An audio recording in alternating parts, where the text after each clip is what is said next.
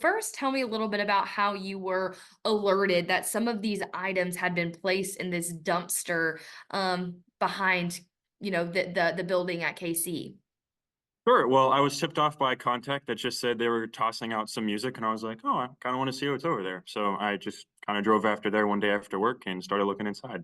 Yeah, when you pulled up there and saw, describe to me kind of what you were looking at when you actually went to that dumpster and kind of all the things that you were seeing.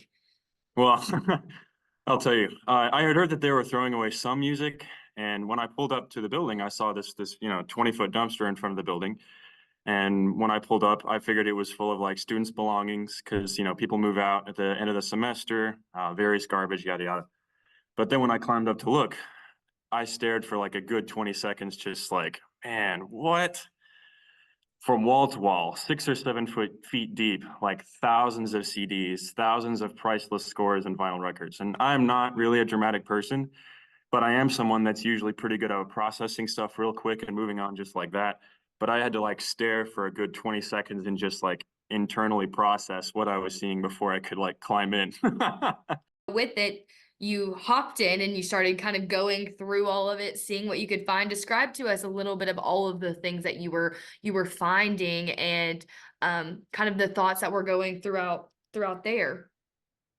Well, first of all, you had to be very careful when you climbed in because there were all these glass CD cases. And so like I would have to, very sadly move and there would be crackling underneath. And yeah, it was quite hard to maneuver around without, breaking more things.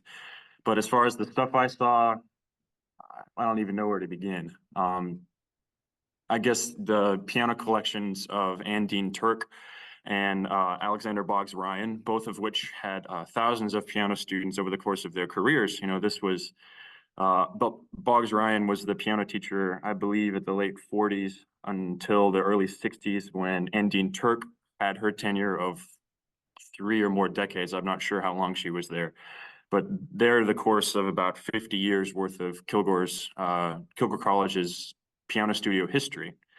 Their personal collections, which span decades and decades. Some of the scores were older than they were. And these scores that had been sitting there, they had spent their entire life marking up with their own study that spanned a lifetime is extremely significant. Well, first of all, a lot of these artifacts are first edition printings. Some are 100 years more in age. Not only this, but back in the mid 20th century, when the Kilgore College Music School was really booming, there were many visiting artists, such as Van Cliburn, that played and instructed there. And some of those instructors left their personal collections, recordings of theirs that were them, and autographs of scores that they had signed or even marked up. These two sort of piano legends that were there, Alexander Boggs Ryan and Andine Turk, both of which had thousands of piano students over the course of their careers, many of which are still here in East Texas and Kilgore. If they're not teaching themselves, they're playing in churches, they're teaching students of their own. And all of these scores are that they use to learn how to play were in that building. And Alexander Boggs Ryan, Andine Turk, their personal collections, which span decades and decades, those scores they spent their entire life marking up with their own studies. And the study of music does take a lifetime, and that's extremely significant. Well, with the back seats out of my Tahoe, I got about 3 loads for my Tahoe, but it's just kind of sitting in my dorm room right now. I'm hoping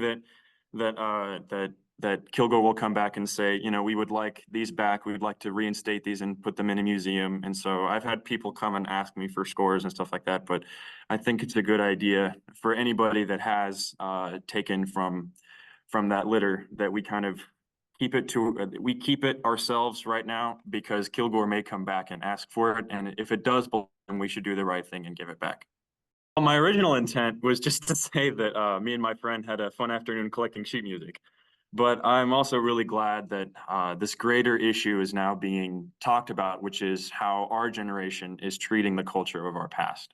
For music enthusiasts, we're a very small portion of the world, but I think these artifacts are important not only because of their meaning to us as musicians and musically, but I think the supreme issue here is the importance of the music to Kilgore College's history and East Texas history.